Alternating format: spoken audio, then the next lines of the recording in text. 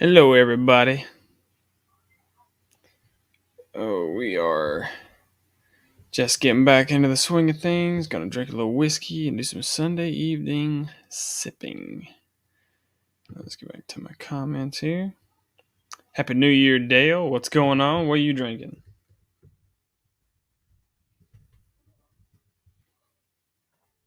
Thanks for tuning in.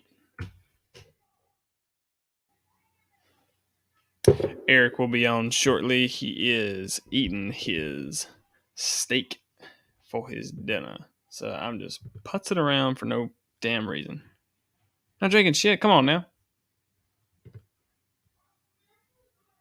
But anywho, now Eric and I have been kind of not off sync, but our work schedule has been kind of a little hectic. But both said that back when it comes to the first of the year, we will be getting our things back into regular swing of things, getting a little more fun stuff going on. But other than that, we are drinking Smokehead Isla single malt Scotch whiskey.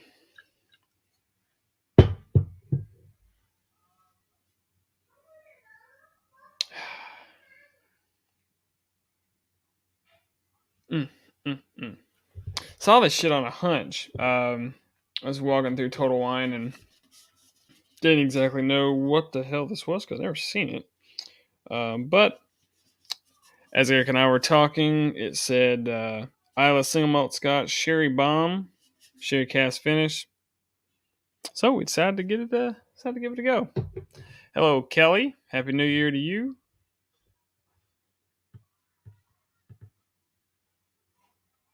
Oh God, yeah. Oh yeah, we're Eric and I kind of cut our teeth on Scotch. Um, you know, but my new hobby is finding independent bottlers, kind of sub $50, kind of around that area. Kind of break away from the typical big boys. So far, we found some pretty good hidden gems on these things. For those of you who are joining, we are drinking Smokehead Sherry Bomb, Isla Single Malt Scotch, and Smokehead High Voltage Isla Cast Strength. That is what we are drinking. Kelly, are you drinking anything tonight? Do I know Kelly? Is that Eric's people? Kelly Crawford. That I am a little stupid. Or a little both. The Crawford. Yep, that's Eric's. What's up, Brian? Happy New Year's, my friend. Merry Christmas. What are you drinking tonight? The other Eric will be on here in just a titter bit. He is munching down on some steak, but are you drinking anything right now, Brian?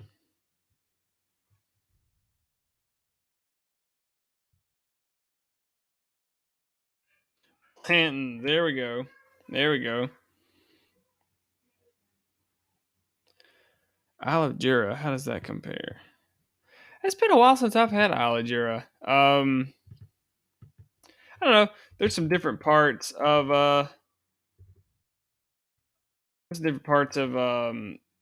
every island that's going to have its own kind of distinct taste profiles. But are you a big peat fan, Dale? Peat or smoke, or do you like it more sweet, savory? What you like?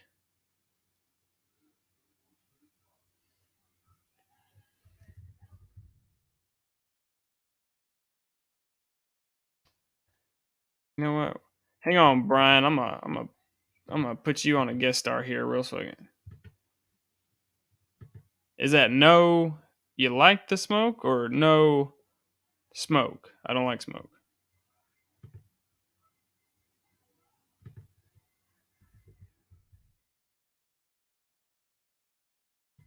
see. Write a new note. Brian Barnes.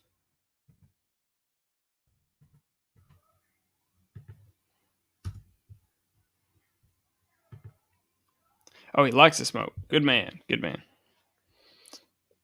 Brian, I sent you a link. If you want to click on it, hop on with us for a hot minute until Eric gets on here. We can kill a little time, talk a little whiskey.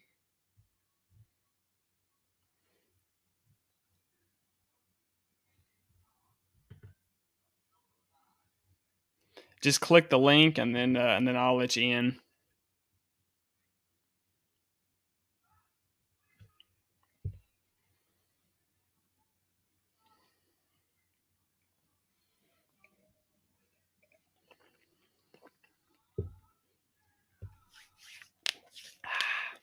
Whew.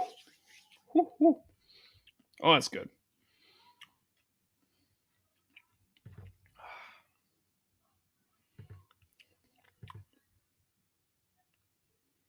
Who else we got on here?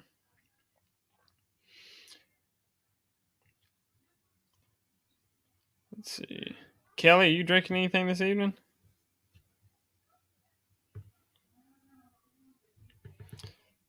Dale's not having anything. Brian's having some Blantons.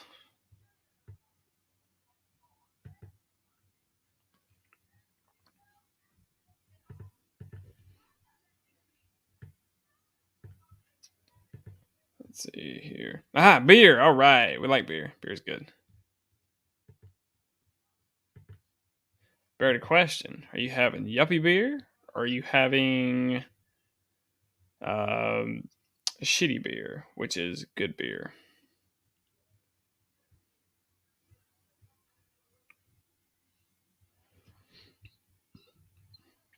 Brian, did you get that link?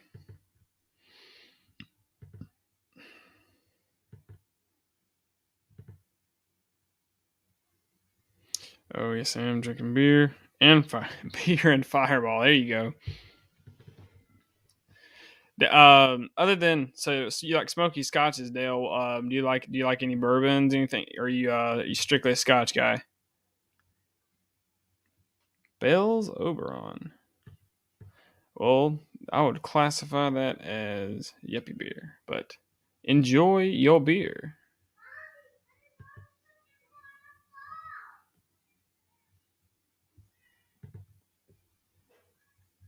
Bell's Oberon. Cough syrup. Cough syrup. I'm a Scotch guy.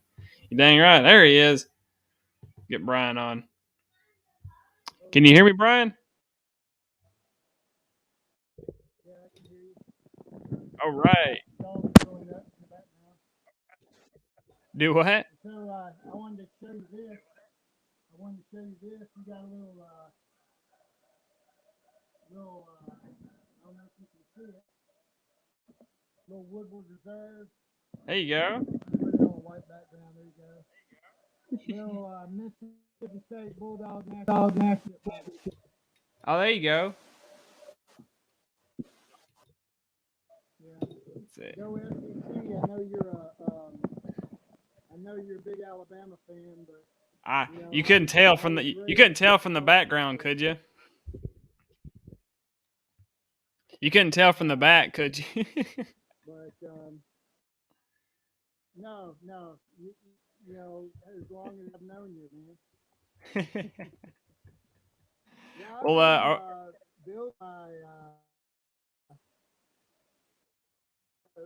building my catalog a little bit, and uh-huh. I actually have you tried the Kirtland? You know, comes out with theirs, and they get distilleries to make their own. And I decided to try their bourbon. The guy was telling me it was made by George Dickel. I had to do some research, of course, and it was made by Jim Beam, not Dickel. Because you know I'm a Dickel guy. So. Well, he's half right. So there, originally, Costco did a bit with Beam. So they had a 7-year-old Kentucky bourbon that was Beam, and what you got was Beam. But they're also like the Costco at my house. Their stuff is Dickel. It says Tennessee. It says Tennessee whiskey on it. Okay, I'll have to look then. I wasn't aware of that. All I saw was the one. There is two. They did it. They have a Dickel. Yeah, they have a Dickel and they have a Jim Beam So version. if it's Tennessee, so if it's Tennessee, then it's It's the Dickel. Dickel version. Yep. Yeah, I'll have to go see what bottle I got. So are you going to are you slated to come to NOAC next year? I'm gonna try. I'm looking at it. You know, I have my own business now. I do contract work. Yep. So I'm in the military, and so it just depends. We're gonna go to National Powwow, and Caleb and I actually joined White Bear Halushka Society. And Okay, so cool. we're going to try to make a few halushkas this year as well. Very nice. Yeah, we I got everything signed up. I think we're going to take a long trip with our entire family. So my folks live in Rome, Georgia, or kind of that area, and then they're gonna they're gonna drive up. My brother, and my sister, and I live in Tuscaloosa, but we can get a direct flight out of Fort Myers to Knoxville. So I think we're just gonna stay. I think we're just gonna rent a cabin during that week, and then they all stay in the cabin, and then I'll commute from NOAC there. Where's the cabin going to be at? I think it's gonna be yeah, it's gonna be like 30 miles away. It's like Sevierville, Okay. something like that. Yeah. Okay. So that's the Gatlinburg area. Yeah. Yeah. While they're there, they need to go. They need to go whitewater rafting on the Pigeon River. It's right on the border of North Carolina, but it's in the Sevierville area. Okay. And when they go, you let me know. And they ask for a raft guy by the name of Caleb Barnes. He works for a raft guide company, and he's planning on working there this next summer. So. Your son Caleb works there. Yeah. Oh, okay. Okay. Raft guide. He lives in Asheville. Gotcha. And so he did that last summer, and he's planning on going back. Nice. I haven't been rafting in a hot minute. It's been a pretty big while. Hold on. Hold on a second, Brian. River is kind of one of those fun. Somebody messaged. 1 second. Getting a little feedback. There we go. All right, yeah. So Blanton's this evening, right? Yeah, we're doing a little Blanton with the. I ended up finding a guy that has a couple of stores just north of here, and he does a lot of Buffalo Trace stuff. I'm trying to get a bottle. I finished off a bottle of Eagle Rare that was giving me for retirement, Mm-hmm. and I want to get another bottle because I enjoy it. So but he's just like, let me see what I have in the back. Oh, hey, I have a bottle of Blanton. Like, yeah, sure. Yeah. Let me see what I have in the back. Yeah.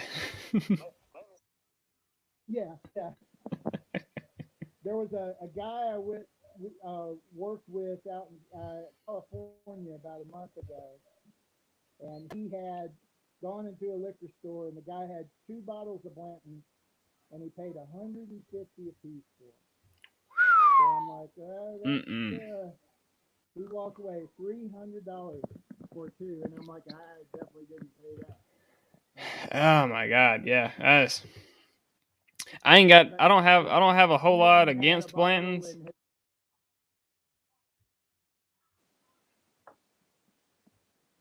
Hold on, Brian. Let me get you I back didn't. in here. 1 second. All right, you're back in. I didn't pay that for mine. Good, good. I was it amazed it's at how much he did, dude.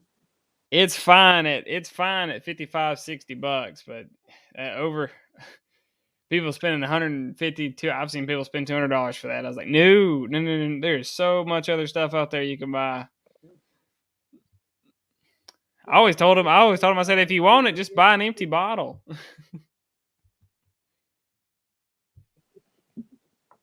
It has started becoming I think the new Pepsi, that everybody's trying to get a hold of.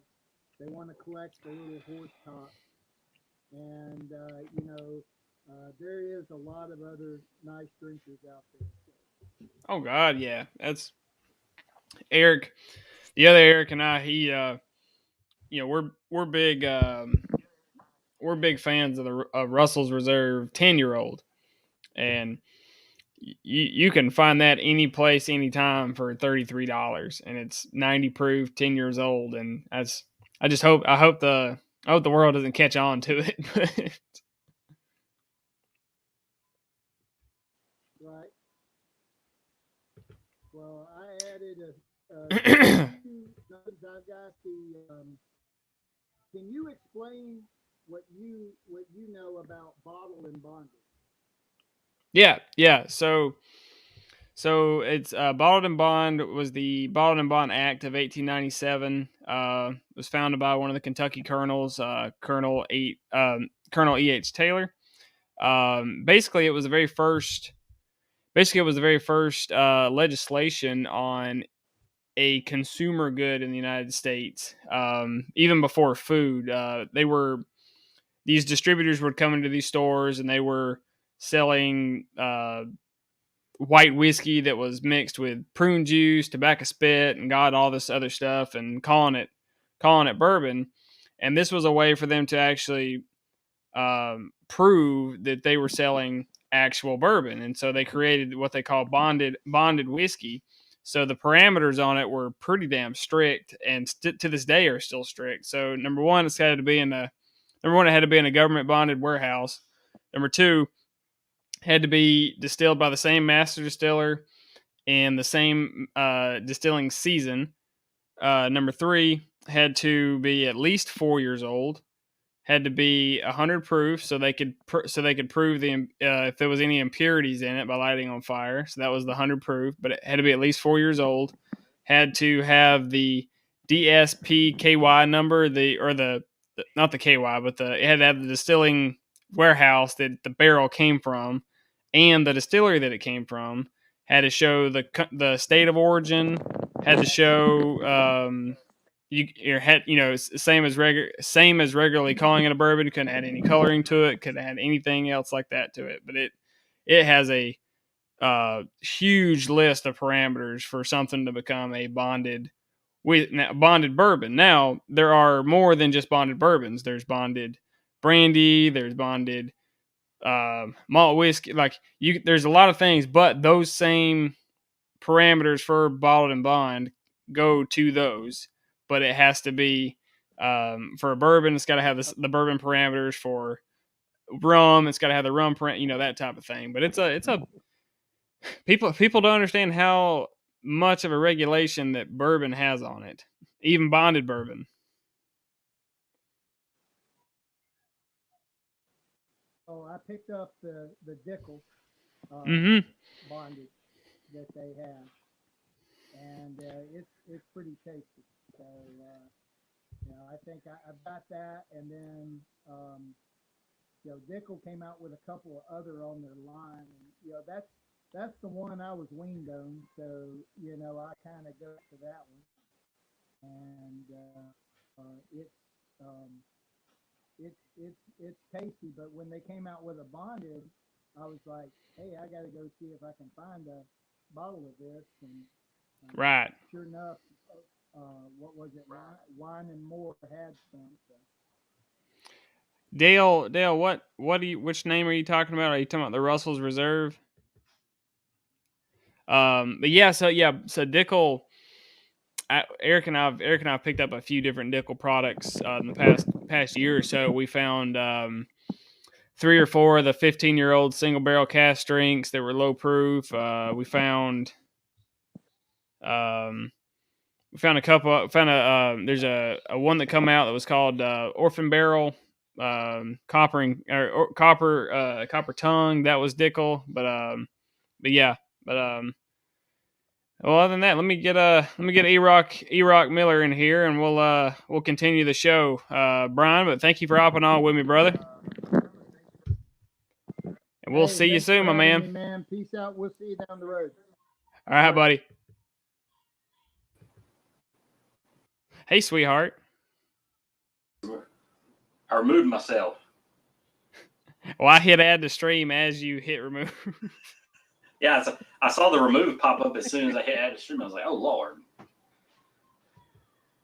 Hey, sweetheart. How are you? Hello. It's good to be back. I tell you, this is some fine whiskey we have stumbled upon.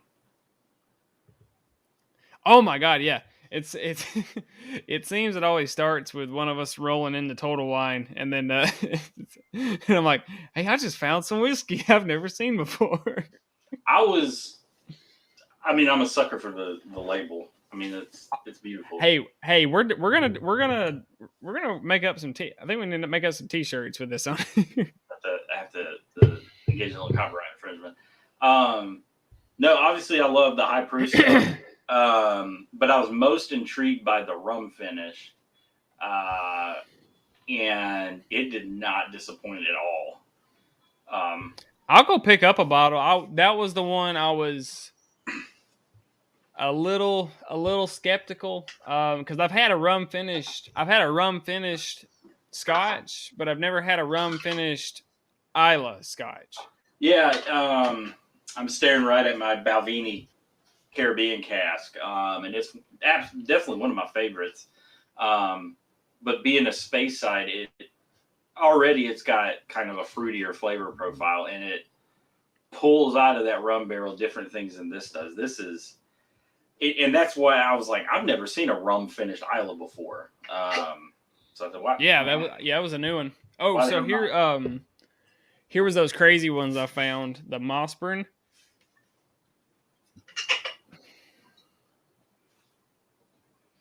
I got my monitor over to my right, so don't think I have a wandering eye. Okay.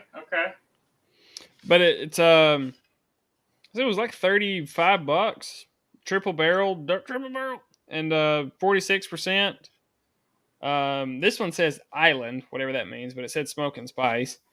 Not bad. Like I said, 30. That's kind of my new, it's kind of been my hobby here, is finding these NDP value whiskeys. But there was that one, and then there was I think I might go back and get that cask strength when it was 11 years old. But this one is the Space Side. Yeah, there's an Islay one and then a Space Side one. Okay. But I think they kind of I was looking online, and basically they were saying that if you are a whiskey nerd, this is the Scotch for a whiskey drinker. It tells you all the nerdy nuances, like the whole 9 yards. Like, it is very transparent.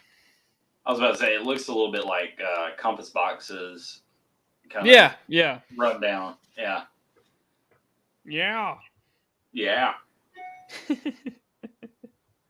So yeah, Smokehead. Yeah, Smokehead. I grabbed because I knew I was going to be grilling out tonight. I was like, nothing, because I especially like my smokier scotches when I'm grilling out. And I thought to myself, I was like, nothing says grilling out in Florida quite like an Islay Scotch finished in a rum barrel. That'll do it.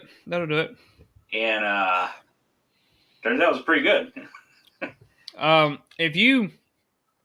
think this I think the Sherry Bomb. I think the Sherry Bomb is like the Wee Beastie kicked up to 10. So my first impression, especially the rum finish, was it's not very old, but it's not super young, and I'd place it maybe in that 5 to 8 year range. Right. It's got some of the fight of Wee Beastie, which is 5 years old, but then it's got some of the more well-roundedness of the Lagavulin Anniversary, which is 8 years old. So I'd put it somewhere in there. I heard some people, or in my research of the interwebs, I had heard that a lot of this is Ardbeg. Really? Yeah. They're not that's rumor and innuendo. I was about to say I did a little digging after you sent me the first label, and one thing said that it was most likely Caol Ila. Of course, they source to everyone, right? Or perhaps Lagavulin. It wouldn't be. It wouldn't be Lagavulin. Lagavulin only NDPs to people in their portfolio.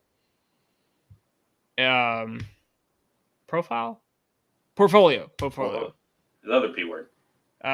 So like Finlagen is owned by Diageo, and that's it. And so they get Lagavulin. But Compass Box is Diageo, and who owns? Is Johnny Walker Diageo? Yes. So Caol Ila is a primary sourcer for a lot of those too. I don't know. So Caol Ila, and mind you, I've only had the 12 year, is a more delicate 12 year than Ardbeg. Than Ardbeg is a 10, and so I'd believe it if I found out that this was in fact Ardbeg. It would not surprise me. See the Sherry Bomb. I'm echoing. Can you hear me? Sherry. Bomb. Can you hear me? I can hear you, but I can also hear you now. Okay, so if I take that off, is it good now? Yeah, I can hear you. No echo? No echo. All right, we're good. Okay. Awesome. Yeah, that Sherry Bomb very much reminds me of Wee Beastie, but the high voltage does not taste like Ardbeg. No, I don't know what the hell it tastes like. The rum finished has a lot in common with, again, thinking back to Wee Beastie. It's like if Wee Beastie went to finishing school. Like, you can't call it Beastie anymore. It's that's good.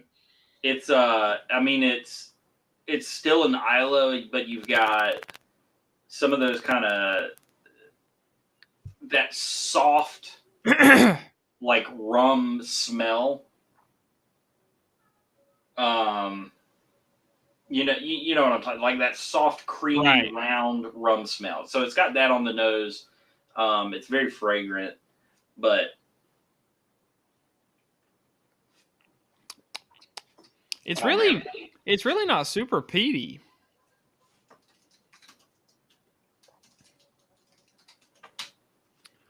It's not. It's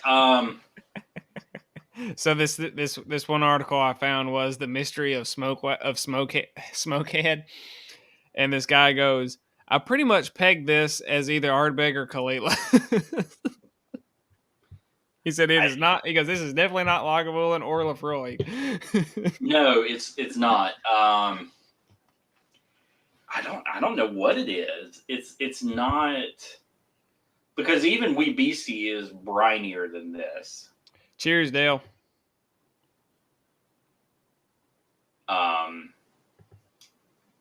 Wee Beastie is brinier than this. Ardbeg 10 is brinier than this. I don't get a lot of that maritime aspect. But really, what the rum finish adds is you got like the pop of the Isla campfire ash, but then you got like a toasted marshmallow almost, and some nice. I think when I texted you about it, it's like it's the tropical fruits that you get with rum finish things like Angel's Envy Rye, Balvenie Caribbean, but it's like burnt tropical fruit, but in a good way. Right. Whew. Taking this high voltage. Yeah, I was sitting there just walking through and I was like, why the hell have I not seen this? 58%. God damn it. 58%, cash strength Isla. That's normally something we go to. Yeah, let me pour this high voltage because it. I was pleased because I think the high voltage runs what 69. When we do our little remake over for the year, I wanna get us looking like this. I'll see what we can do. I've got some designs and ideas in the works. We're gonna have 2022 is gonna be a good year for EDW. Also, the last two have been pretty good too. Yeah, so the rum Rebel, as it's called, and it is a limited release, is $69.99. And then the high voltage, which you've been sipping, or you're about to sip on, I'm about to sip on this handsome silver tube right here, is $59.99. And this is part of their standard lineup, I think. So yeah, I think the sherry one was the most expensive. I think it was like closer to 80. And both it and the sherry was $79.99. So it and the Rum Rebel are limited releases. They say, but hell, I was pleased as punch with it for $70. Yeah. Which brings us to this guy. I had a glass of this with my steak for dinner, and it was freaking fantastic. So we have changed our name for when the podcast comes up. So we are Eric's Drink Whiskey NCF. Oh, that's what we were. No, we were EDW. EDW NCF. So for profiling purposes and searchability reasons, we also have the Pet Shop Boys and Seal. Oh Lord! All right, high voltage smoke wagon. We don't know a lot about it. So I've heard of Ian McLeod, but I know under his name is really his name. The label is really only 2 space sides. So that's this is definitely a sourced item. They're not cranking out Isla over on the other side of Scotland. But yeah, I'm assuming it's cask strength. I thought it said cask strength.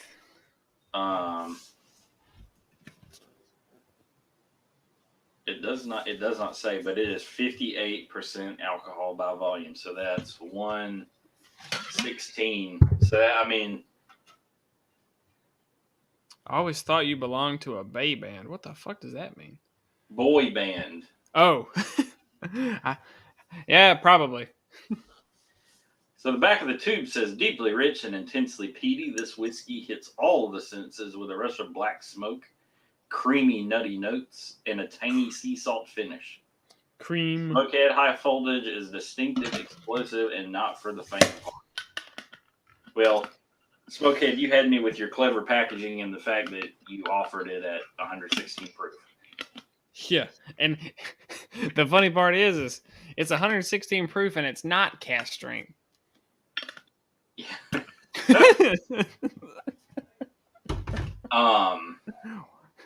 The other day I struck my wife, took it out on the dog. Who the hell did I hit? So it's not old, but it's not. Nah, you get that. You get that young. You get that young, funky, cheesy charcuterie board Isla. That creamy. Cream cheese. Yeah. Now this smells. Yeah. This smells a little bit more like Wee Beastie, but instead of kind of the dried fruit, you get more floral. Dare I say apricot? Ooh, I'm not just making that up. That's cute. Floral. Floral brown sugar. It's really not peaty on the nose or briny or. No, it smells a lot like young, just like young Isla. But I was watching some more. It's very perfumey, very perfumy, and that is absolutely lovely. I'm gonna make up a tasting note here. Do it. Flurble. It's floral and herbal. And herbal.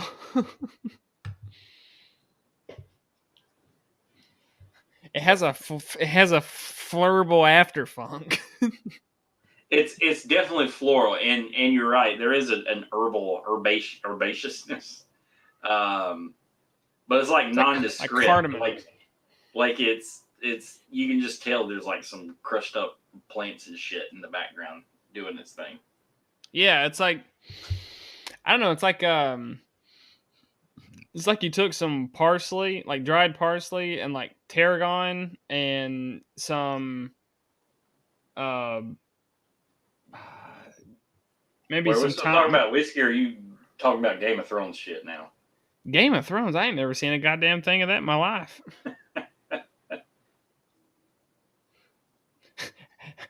Dare I say this, but do I look like a guy that's seen Game of Thrones? I don't know.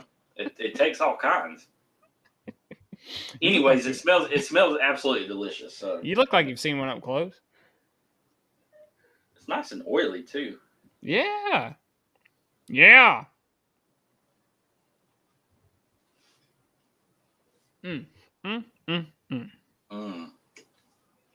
So, as I was talking to Danielle, she is my boss's sister-in-law. She is right up our alley. She's watched some of our stuff, and I've after I've hung out with her and talked with her, she is not a tater. She is one that understands the art of honing your palate and drinking exactly what you like and not whoring self out. She's good people. She can be a part of the EDW. So what you're telling me is she doesn't care for Blanton's. Right. So Brian Barnes was on with me earlier, kind of filling time till you got here. But Mr. Brian is, I believe he was the national chicken dance judge, the head judge, the last time. So Brian's good people. He is, I believe he's out of Mississippi, but he's a good dude. He big supporter, so big supporter of the show. So, but he's a fellow scouter too, just like we both are. I assumed as much. You don't let just anyone on here. So let's talk about high voltage. Let's do it. Yeah, it's Young Isla, and we know what Young Isla tastes like. We did a whole episode on it. Never mind. Yeah, his son was. He wasn't the head judge. His son was dancing, but he was. Oh, cool. He was around there. His son's the national champion chicken dancer. Fuck off. Hold on. Keep talking. I'll be right back. Okay. Well, this was going to involve you, but I was just. Hello, everyone. Thank you for coming to our YouTube show. I'm drinking whiskey here by myself. Oh, good. He's back. So he's not really my friend at all. I don't know anything about him. I was about to say, Jesus Christ, Eric. Like, he's a Mississippi State Bulldog fan. So that was where I was getting that from. Okay. Anyway, I'm waiting for him to respond that he doesn't actually like Mississippi State now. I don't like Mississippi State. I was gonna bring this up. So this is one of my favorite bottles of scotch, and they said it was peated. And this tastes very similar. I know they didn't come from the same distillery, but this stuff tastes very similar to it. So this is a Battle Hill NDP product. Uh-huh. It is 10 years old, cask strength, and it's Glen Alecky. Okay. But it is very eerily similar to this. That's another one of Diageo's favorites. Glenakalaki. It tastes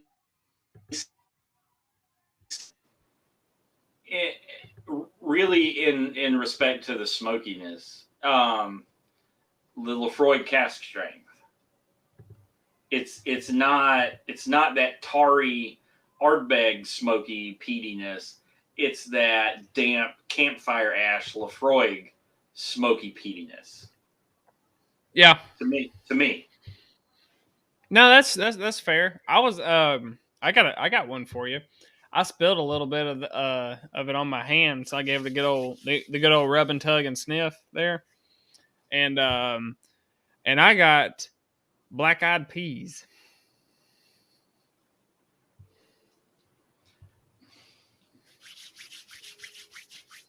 Like the band or the soul food? The soul food. Okay, good. I mean, that's still weird as shit, but I'm so sick and tired of the Black Eyed Peas. The rock for people who don't like rock. The rap for people who don't like rap. They're pop for people who don't like pop. Let me pour a little bit more of this then.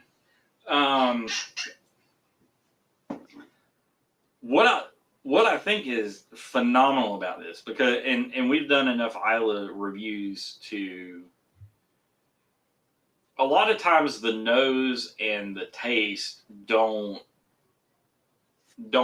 add up, like they're different. Right. Okay, we'll pause for a second. What do y'all prefer to use to clean your palate between different brands? Well, Brian,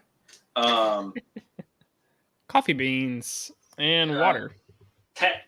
Tap water works fine, like a glass of ice water. I've gotten where I do. I've got one of them fancy soda streams, so like sparkling water. Oh. I think really helps to kill it. And I messed you up when you were here with it. Shit's the worst. Kendra, she's like, it tastes like static. It tastes like what a TV fuzzy would taste like. That's like you messed me up that one time. You gave me my first gin and tonic, and it was just ooh. Sorry, I love G&Ts. Was it you that told me? The story of why they added gin to tonic water? Probably was. That's definitely something that I have in my repertoire. It was because the tonic water has quinine in it. It's because the tonic water tasted bad. Yeah, so they added gin to it to make a little cocktail, so the medicine would go down a little bit better. That's what I love. That's what I love about that. Because quinine cures malaria. So Brian, the coffee beans are just for smelling. So that's gonna clear your passage out there. Actually, another trick, too. Smell the back. Yeah, smell the back of your hand. Unless you've got like funk water on, like cologne or something on your hands. But yeah, that helps to kind of reset everything. Get your home back in so you don't fry your nose hole out. Oh Lord! But so this doesn't taste like it smells. Well, this tastes exactly like it smells. It's a little bit smoky. It's very fragrant, floral, a little bit herbal. but I think back to Wee Beastie, Lagavulin, even Ardbegs. Sometimes, and this is true of bourbons too. There's a disconnect between what you smell and what you taste, and I kind of, in a lot of instances, I really like that because it's like, oh wow, how the hell does it smell like green apples and pine nuts and sunshine, but tastes like, peanut brittle and turpentine or whatever. Um, but there's something, especially if it's got a really good nose, that when it tastes exactly like it, you're like, oh hell yeah, this is awesome, and that's what this one is, because it has a very complex nose. I feel like to be I'd never heard of this label before you sent me a damn picture of it today. Um, I've seen it, but I was like, it was not. Because, like, if you go in Total Wine and you're looking at, like they've got like all of those like NDPs and they all kind of look the same. So it's like you got the Juras, you got the Isla Golds, the Oknagan, all that shit is all kind of just put together. Jura's an island, and Auchentoshan's a lowland Scotch. No, not Auchentoshan, Oknagan, that blended. Oh, I don't know anything about that. I just thought you were saying it wrong. No, the Oknagan's that they take something they have barrels from every single Isla distillery and it's blended. Now I know you've had it. Does it suck? No, it's not bad. It's not bad at all. Because I mean, there's not like a bad Isla distillery. No, well, the tough thing to find, it's like when I'm searching for these, because people will snub their nose up at some of these blended malt scotches, and I'll only do it if it's 80 proof. Yeah. I'll look for 86, but like I said, I found these Mossburns and they were 46%. I ain't shaking my head at that, No, and they're blended yeah. Islet, or blended malts. Yeah. I'm about to just rock my palate here and open the double barrel. just destroy it. All bets are off. I really didn't have an opinion on blended versus not. I mean, I've got a bottle of Chivas. I've got like 4 bottles of Johnny Walker. So I appreciate a good blend, but it wasn't until I had that Compass box, the Glasgow blend that Jigs did with the single Marion cask, that I really, and I like what Compass Box does, where if you look up and you're like, oh, I wonder, it's not like guessing like we're doing here. Right. And I think you said that Mossburns like that. You can look up and pull up a PDF of how much of the blend is from which distilleries. Now, obviously, they've got NDAs with a couple, so you've got like 60% from a distillery near the town of Aberlour, and shit like that, which you kind of just laugh at. But I like the transparency there. And I had a chance to do a tasting. I think I told you about this. And like, they've got some fantastic stuff. Like blend, like unless you're drinking something that says single cask on it, all Scotch is blended.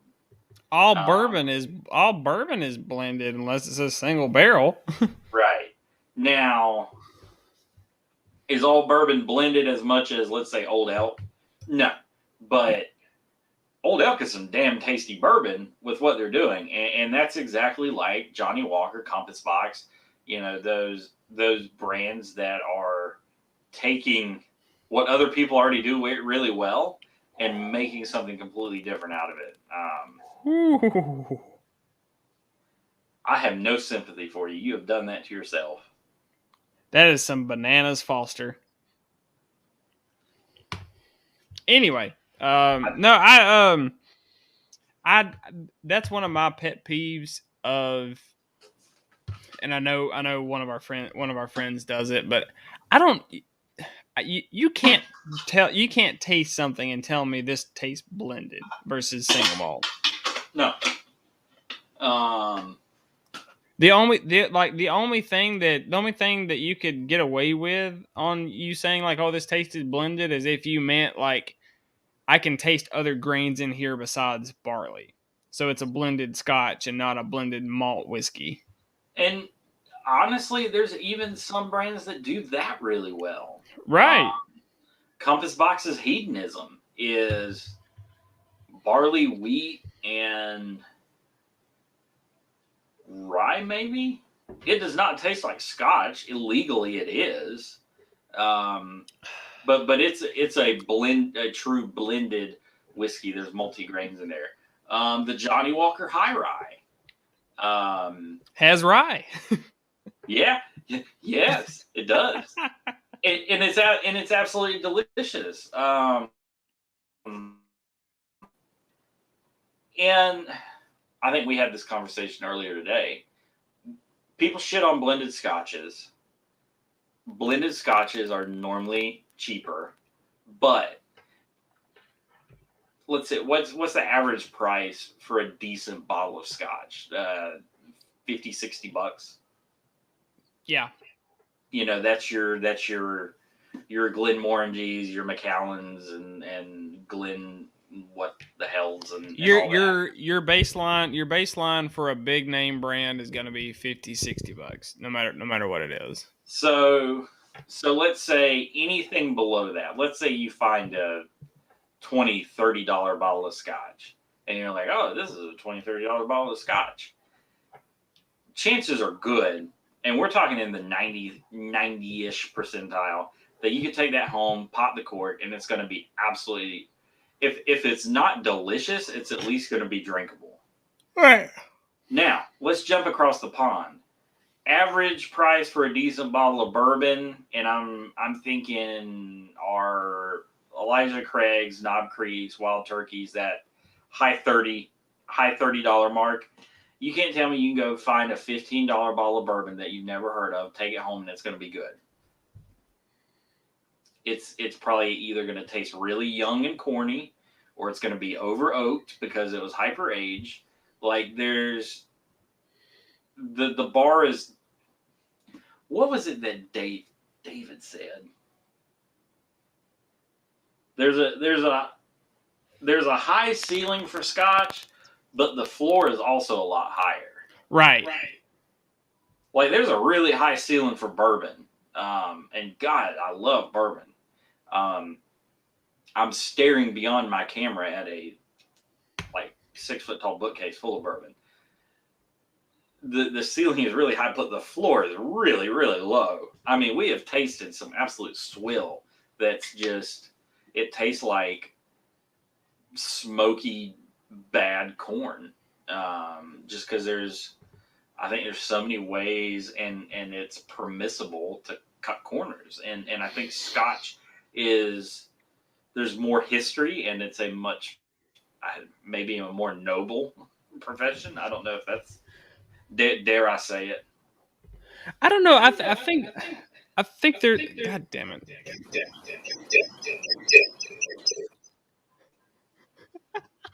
I heard that. It was awesome. I was like, God damn it! Yeah. My echo was going on, and so I clicked that button again, and then it just started repeating. All right, Brian, appreciate it, buddy. Thanks for tuning in. Good to see you, man. No, I think you're right. So I think the bourbon industry will be more apt to cut corners because of the amount of legality and parameters that are behind them. Versus Scotch does not have a whole lot of parameters, so they have a wide margin for error. So it's like majority of their stuff is going to be automatically a C. Like at low, it's a C-. Right. Well, versus bourbon, their low can be an F, but their high can be an A plus. Like, Well, it's exactly what DJ said. And I think you mentioned the legality. Of course, we know bourbon has to be 51% corn. Period. Like that's all she wrote. To be a Scotch, the big picture, it just has to be made in Scotland. And so that's, you can have a blended Scotch whiskey, and it could be the finest of 15-year-old Islas, and just a neutral grain whiskey to kind of fill it out and cut it down, and it may be absolutely tasty. You can literally make the same exact mash bill that Wild Turkey does for their bourbon and make it in Scotland, and that's Scotch. But it'll taste completely different. It's like, this is turkey Scotch. I think that's what happened. Do they even have turkeys in Scotland? They've got them big ass deer and pheasant. Yeah, they got pheasant. Wild pheasant. They got them Abba Labba Dabba Doomba Doomba Scotch, that Wild Turkey Scotch. Oh.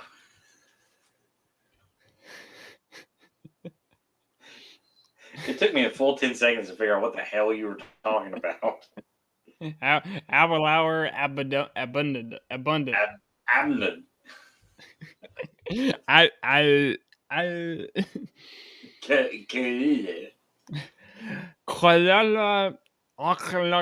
Oh, so stand by. Standing. Sitting. Drinking. I wanted to bring one of my Christmas presents out. A Christmas. Yeah. Then we're back. So I think once a month we should do a wall of shame where we find the most taterist shit that we saw. I'm only taking pictures of it though. I ain't buying any. No. Screenshots. And that can be a video. The wall of taters. So I was very excited. My sister-in-law, who appreciates the distilled spirits, asked me. She said, "Hey, have you ever?" She said, "If you need to try to find this particular Scotch," and I was like, "Absolutely, I'll look for it." Well, I haven't been able to find it, so I ventured to my Honey Hole's online inventory, and I found it. And that Scotch is, and Jesus, I'm probably butchering this name, Craigellachie. Craigellachie. I'll Google it. I'll say it right the next time. Gauntlet. Gauntlet. So, calm yourself.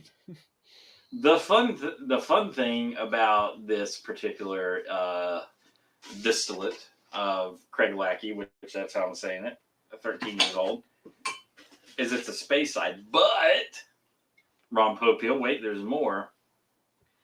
It is a peated Speyside. And it is delightful. I'll do a little. You'll probably see a little in-depth review coming to amateur YouTube channel near you. Coming to an amateur YouTube channel near your favorite people. But I just wanted to pour me a glass and tout that. Because, we got these fancy tubes up here. Question. Nope. And this will benefit our friends out there in Radio Land. Your Scotch tubes, your Scooch tubes, tubes and or boxes. Do you keep your stuff in the tubes? Depends on the rarity of it. Like I don't keep any of my Lafroig tubes. I don't keep any of the Ardbeg boxes. I did keep the Scorch because it was $130. Yeah. But normally no. Obviously turkey's different. You've seen my wall of boxes. But nah, not normally. Like I said, unless it's super expensive, I'll keep it. Or it looks cool. Like I'll keep these smoke heads. Well, and they're like an actual metal Yeah, tube. yeah, it's fucking 10. So, I was just wondering. I've still got my Lagerville, my Offermans in the boxes, but like I've got the Offermans. Yeah, I mean, I'm more apt to keep it in a tube than a box, though. The box is kind of, Now, I guess it doesn't add that much room on a shelf. I was just wondering. No, it's a good. No, it's a good. I like the tubes. Like I like these Mossburn tubes because they got the cool shit on them. I love my Kilkerran tubes. Yeah, those are really nice. Of course, all the Springbank came in boxes. The Glen Scotia came in boxes. Yeah, because I threw away that Victoriana Glen Scotia, which you need to buy. I don't. That stuff is so good. They had. I saw it today. The 15-year, which I've got. They had the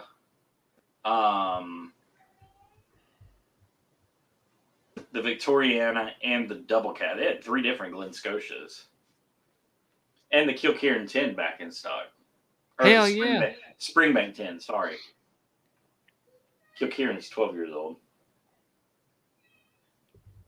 Oh, Lord. It's...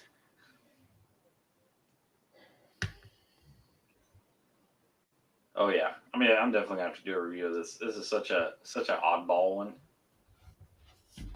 I found a NDP. I found an NDP bottle that was called Mactala, and it's an Islay NDP. Mm-hmm. But I only found it online, but I want to find a bottle because that is where that lead squirrely guy from Lagavulin from. Oh, and I just like the Ian MacArthur. He's from a farm in Mactala. This will be the year, and whether we do it early in the year or whether we film it and release it in Scotchtober, I want to do the blind. I want to see if I can taste the difference.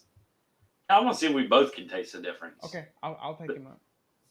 Between an Islay and an Island and a Lowland and a Speyside and a Highland and a Campbellton. Okay, yeah. Skibidi.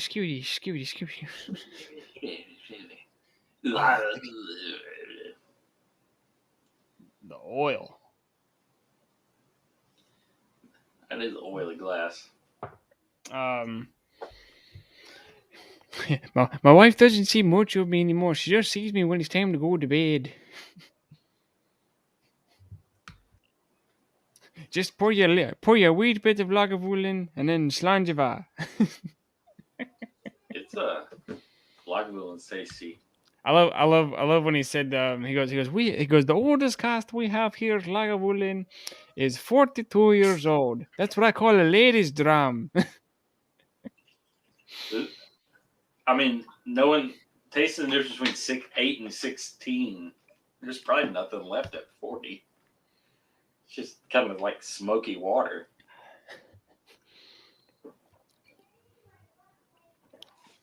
Whew. Anyway, well, we got a lot of fun stuff coming down the pipe this year.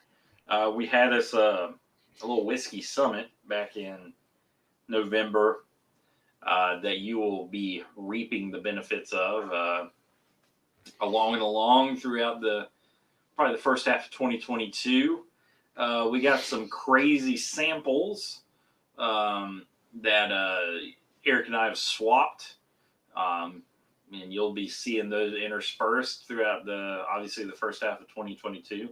But yeah, have a lot of fun. We're I know last year was hectic for your work schedule. Last year was hectic for my work schedule. So I think we'll back to Make get back somewhat in the groove. normalcy here. So A little bit of normalcy. We try to do this a couple times a month. Sit down with you and chat with you through the comments and just yammer and until they take us off the internet.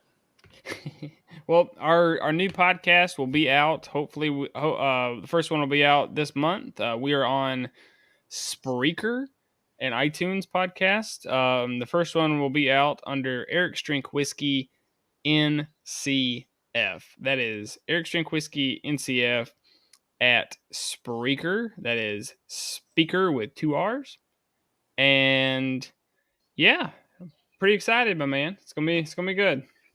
Yeah, I definitely think you may see some podcast only material coming out if that's something that you digest on a regular basis. I know I'm liable to put one on if I'm on a long drive or something like that. We'll see what other tricks we got up our sleeves for 2022, but pretty excited. Wait.